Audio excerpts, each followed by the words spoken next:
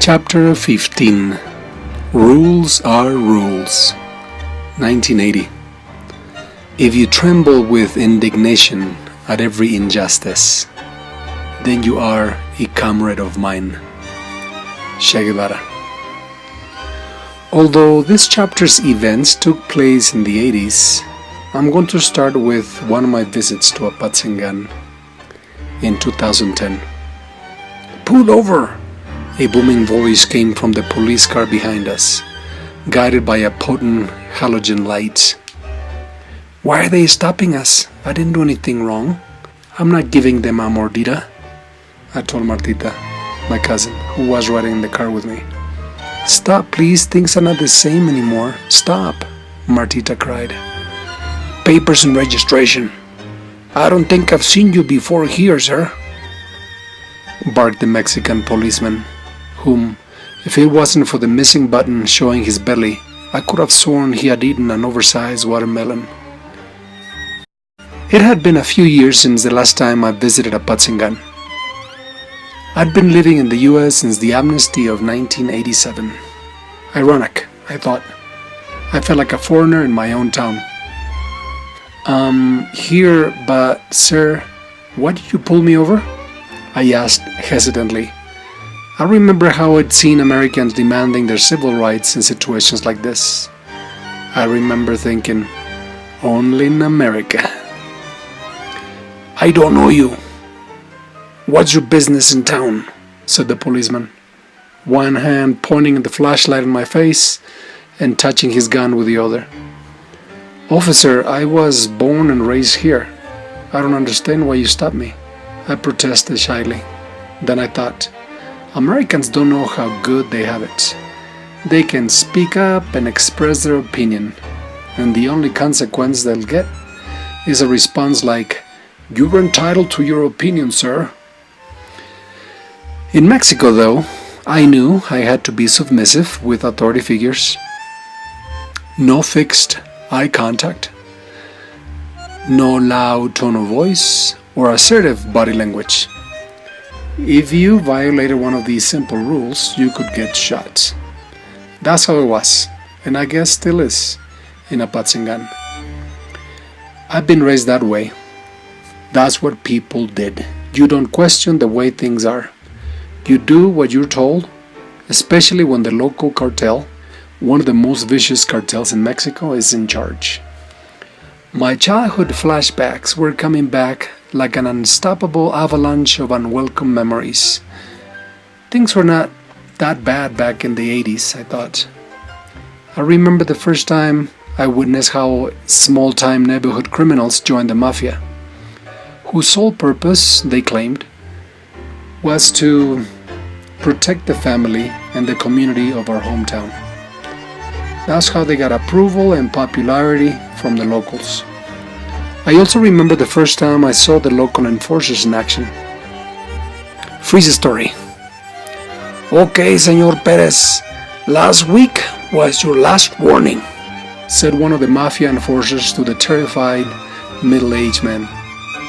The enforcers didn't question orders from above. They were handpicked. Enforcers were not the remorseful type. They were the type that would say, I am a professional, I get shit done. Enforcers were sometimes like judge and jury, and sometimes executioner. The secret to recruiting good, and I mean good, enforcers, was to recruit them when they were teenagers. Anyone older than 20 was hard to brainwash. Sort of like the military. They always recruited underdeveloped frontal lobe material.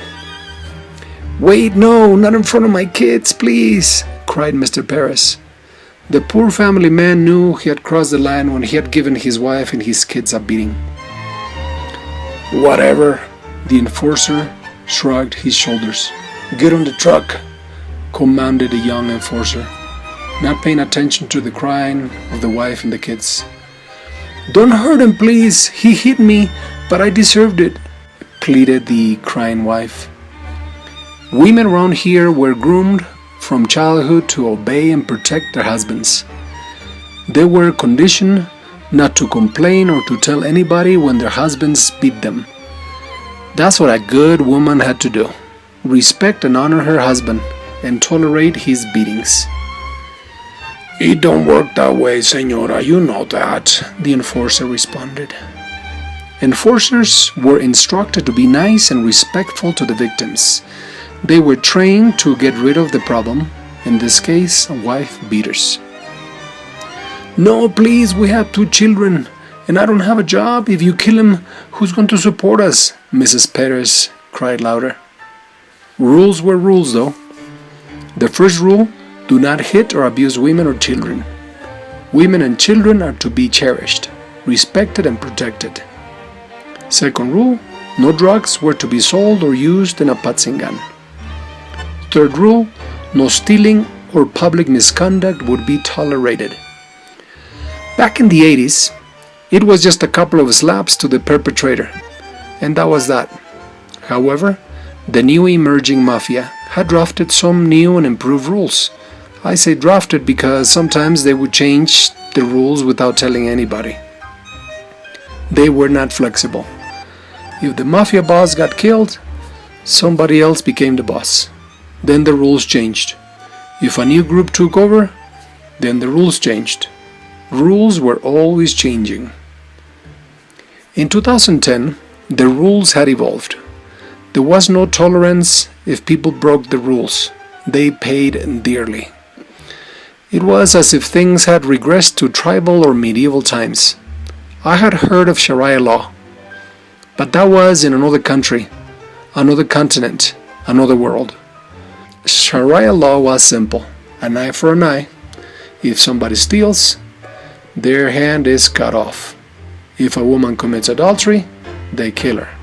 Now, if somebody sold drugs, he was warned once. If he did it again, he was killed. If somebody crossed or disrespected somebody in the mafia, he was warned once.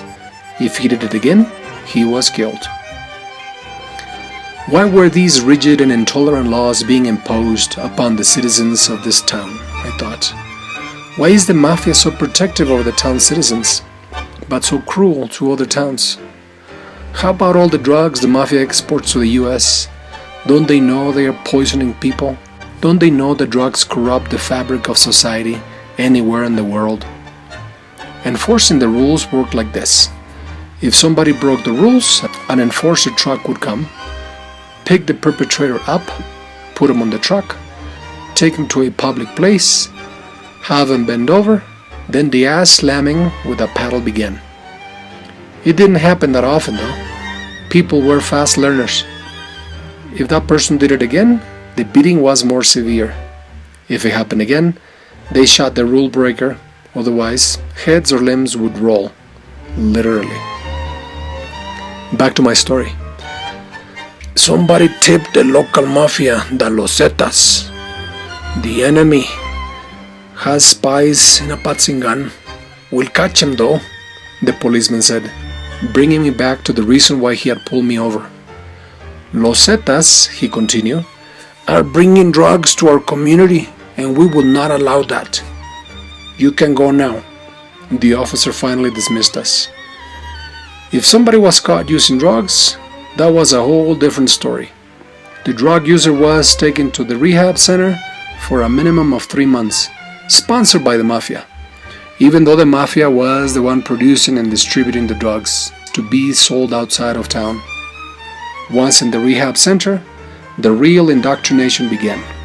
The disciples, the name of people placed in these rehab centers, had to read the Bible, along with the other Bible, a version of the Holy Scriptures from El Jefe's perspective. Nobody talked about it, but everybody knew it full well.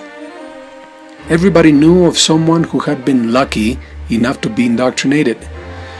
Besides the Holy Book, the disciples had to read metaphysical material every day before they had any of the 3 meals.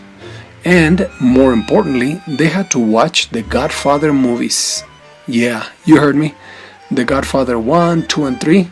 You know, the ones with Robert De Niro and Al Pacino. Everybody must watch these movies, El Jefe said. They have life lessons of honor, family, and respect.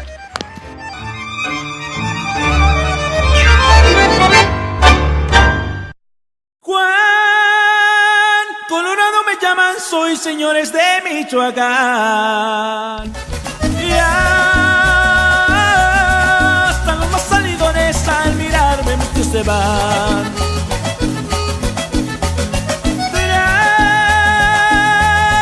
Traigo mi cuerpo una silla que es de cuero, plata y marfil.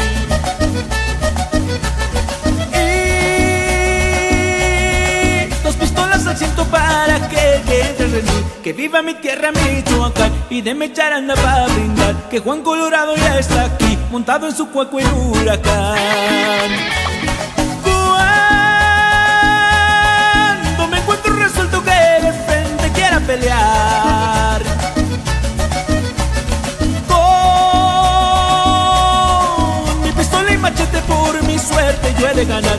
Que viva mi tierra Michoacán y deme charanda para brindar, que Juan Colorado ya se va, montado en su cuaco en huracán.